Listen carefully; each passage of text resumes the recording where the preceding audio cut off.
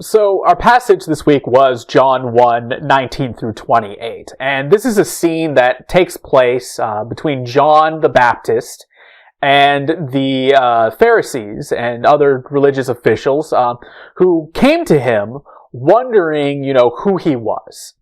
So we talked a little bit about John the Baptist last week. We talked a little bit about this sort of general waiting and hope for the Messiah that existed at that time. And I kind of want to reiterate a little bit of that again today.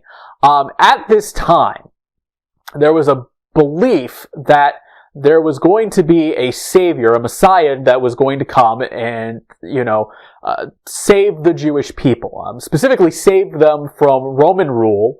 And most people believed that this was going to be a king. This was going to be somebody who would rise up as their king and would establish the Jewish state of Israel as a, major player in the world, as a major power.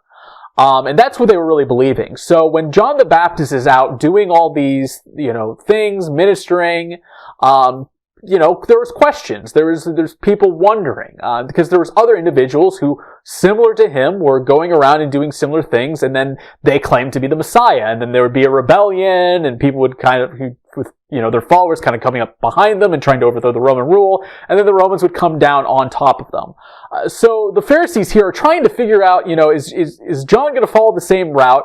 Is he actually, if he is claiming to be the Messiah, is he actually the Messiah? In that case, we do want to support him. Basically, who are you, John? John the Baptist, who are you?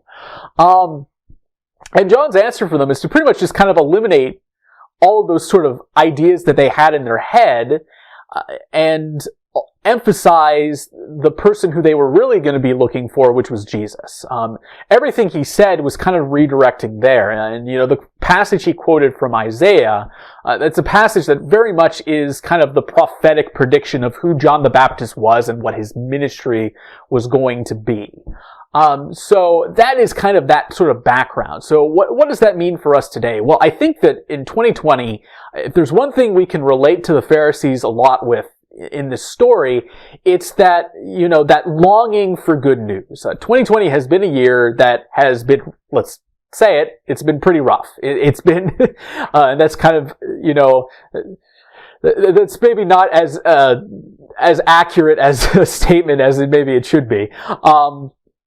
But, it's not been the type of year that we've wanted. And in a lot of our cases, we have been kind of looking for, some sort of good news that we can kind of hang our hats on and go from there. And, in that way, we are very similar to the Pharisees in this sort of passage. We're looking for that thing that's going to change their current situation way for the better. And, and obviously there are things that are developing in that sort of direction. The vaccine, changes in leadership, all those types of things, can give us hope. But there is something that I think that we need to always kind of keep in mind, and especially in this situation, is to keep our hope and our kind of focus on Jesus, on God.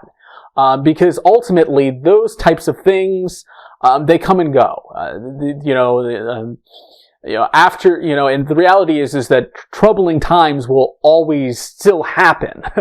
Just because we get out of the coronavirus pandemic does not mean that all of our lives are going to be perfect.